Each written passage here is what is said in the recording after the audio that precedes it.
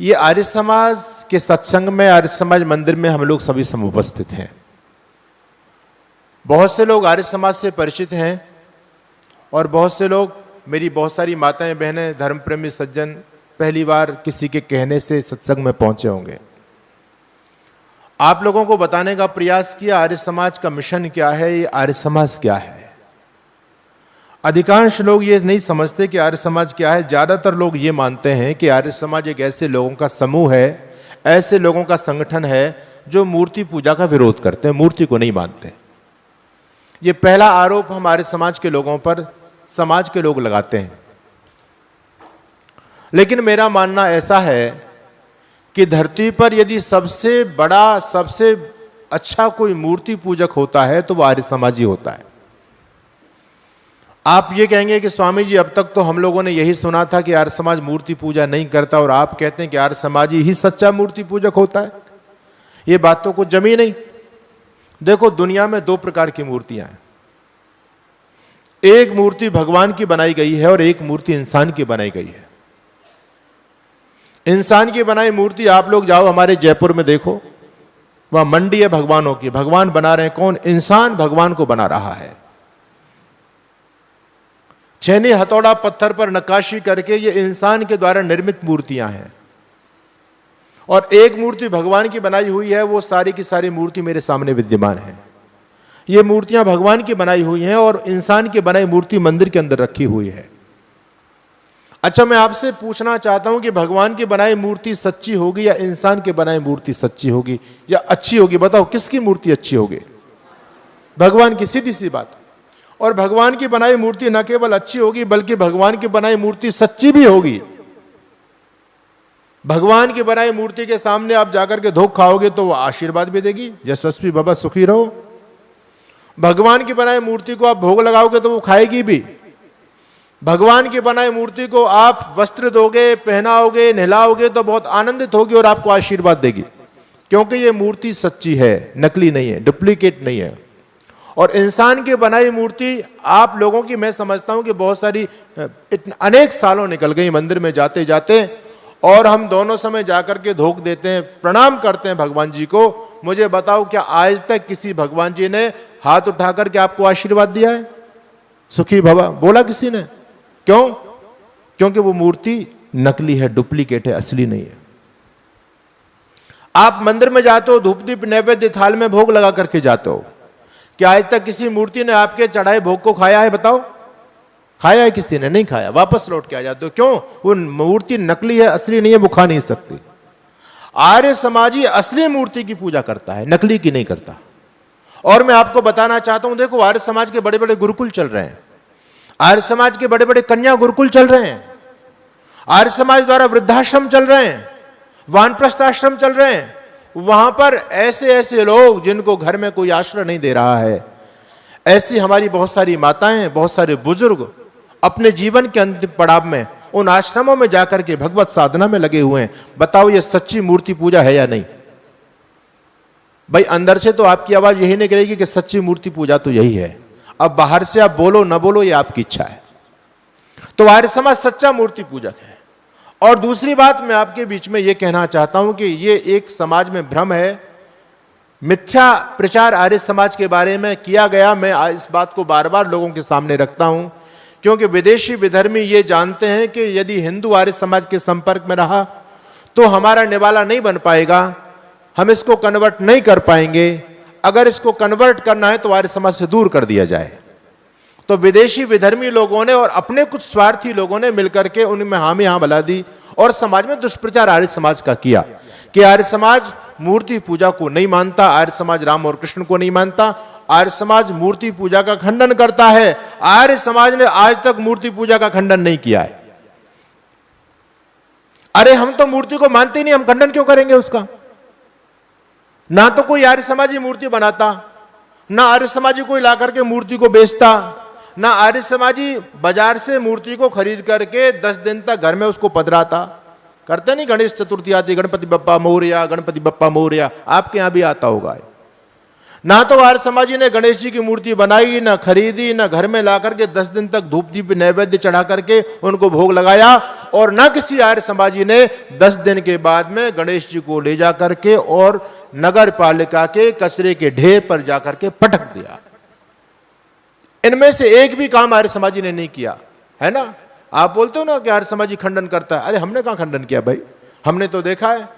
मैं भी कानपुर में था पिछली साल, गणेश चतुर्थी की धूम, हम प्रचार के लिए जा रहे थे, हमारी गाड़ी पीछे चल रही थी, आगे एक बड़ी डीसीएम, उसमें गणेश जी बैठे थे पूरे परिवार के सहित, और उसमें ढोल नगाड़े बजते चले जा रहे हैं, गुलाल लोग बरसाते चले जा रहे हैं, बड़े आनंद के साथ में जा रहे हैं, क्योंकि आगे जाकर के गणेश जी को गंगा जी में पटकना था।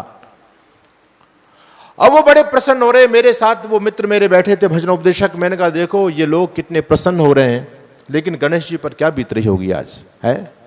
गणेश जी ने कौन सी ऐसी खता कर दी, गणेश जी ने कौन सी ऐसी जो गलती कर दी कि 10 दिन तक तुमने गणेश जी को घर में अच्छी तरह से पूजा, और 10 दिन के बाद में ले जा करके गंगा जी मुंह पर से ही पटक करके मार दिया, और फिर कहते हैं गणपति बप्पा मोरिया, अगले वर्ष तू फेरा, वो हड्डी तोड़वाने के लिए आएगा तुम्हारे पास में। तो ये काम आर्य समाज नहीं करता, ना आर्य समाज मूर्ति बनाता, ना आर्य समाज मूर्ति भंजक है, ना आर्य समाज मूर्ति को तोड़ता है। अब रही बात ये जो पत्थर की मूर्तियां, मैंने एक दिन और आपके बीच में बात रखी, मुझे बताओ कि आपके वेदों में ये मूर्ति पूजा कहां है। कोई भी विद्वान समाज सुधारक, कोई भी विद्वान समाज सुधारक, किसी ने भी मूर्ति पूजा को प्रश्न दिया हो, किसी ने भी सिद्ध किया हो कि मूर्ति पूजा करनी चाहिए, सबने मना किया है।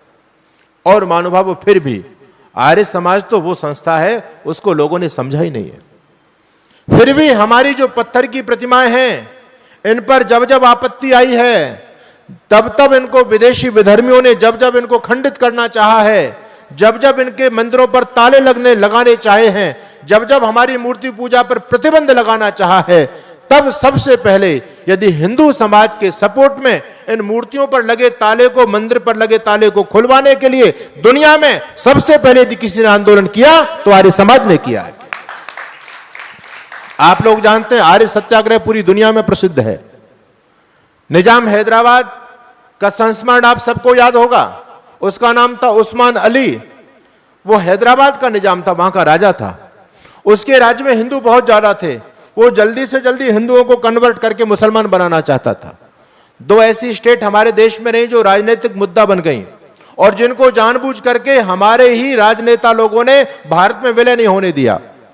एक स्टेट थी जम्मू कश्मीर की, और दूसरी स्टेट थी हैदराबाद की। यह नेहरू ने जानबूझ करके इनको रखा था। निजाम हैदराबाद अपने आप को राष्ट्रपति समझता है, और हिंदुओं पर बहुत भयंकर जुल्म ढा रहा है। वो जो उसके मन में आए वैसा कानून हिंदुओं पर लाद देता है। सारे मंदिर हमारे बंद कर दिए गए, ताले लगा दिए गए, और यहां तक था कि हम हिंदू लोग उसके राज्य के अंदर अपने रस्म रीति रिवाज भी नहीं निभा सकते थे। घर में कभी गम का माहौल आ जाए तो हम खुल करके रो भी नहीं पाते थे। इतना विवश हिंदू निजाम हैदराबाद के शासनकाल में हो चुका था।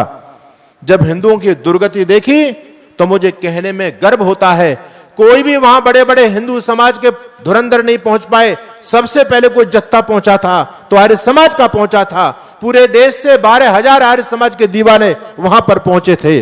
और निजाम हैदराबाद ने कभी सपने में नहीं सोचा होगा कि मेरे जैसे क्रूर शासक के सामने भी कोई भिड़ने की हिम्मत कर सकता है। उसने कभी नहीं सोचा था। ऋषि दयानंद के दीवानों ने जाकर के निजाम हैदराबाद से ईंट भिड़ा दी। निजाम हैदराबाद की जड़ें हिल गई। निजाम हैदराबाद ने आर्य समाज के लोगों को बुलाया, अरे तुम पागल हो गए हो, अरे तुम्हारा यहां आने का क्या मतलब, तुम तो मूर्ति पूजा को नहीं मानते, मैं तो मूर्ति पूजा को खत्म करना चाहता हूं, तुम्हारा ही तो काम कर रहा हूं मैं, तुमको मुझे सपोर्ट करना चाहिए, बल्कि तुम हिंदुओं का सपोर्ट कर रहे हो। तब हमारे आर्य समाज के विद्वानों ने उसको करारा जवाब दिया।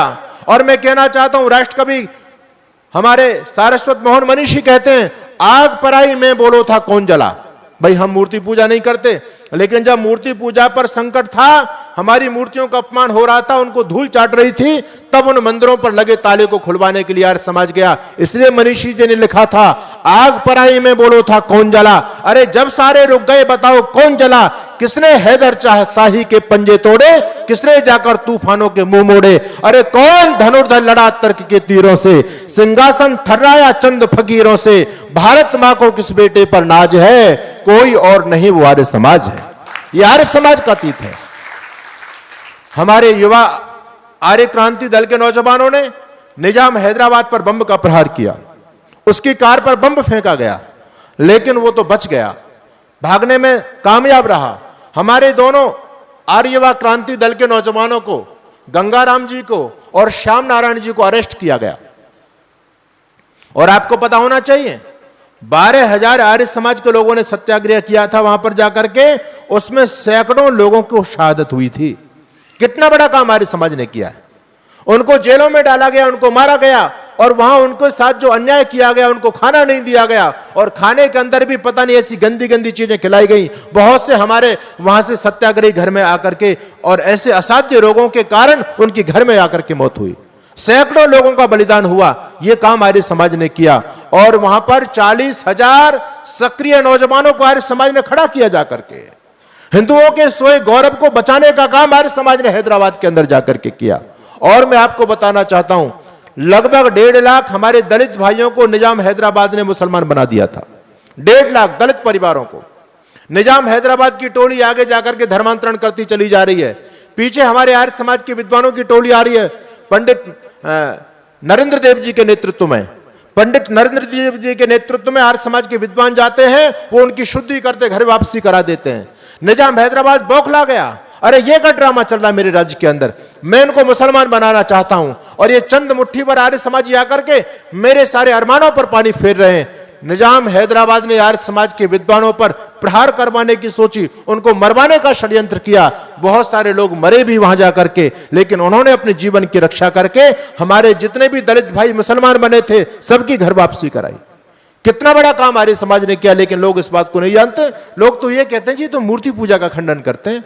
अरे तुम्हारी मूर्तियों का सम्मान बचा है तो आर्य समाज के कारण बचा हुआ है।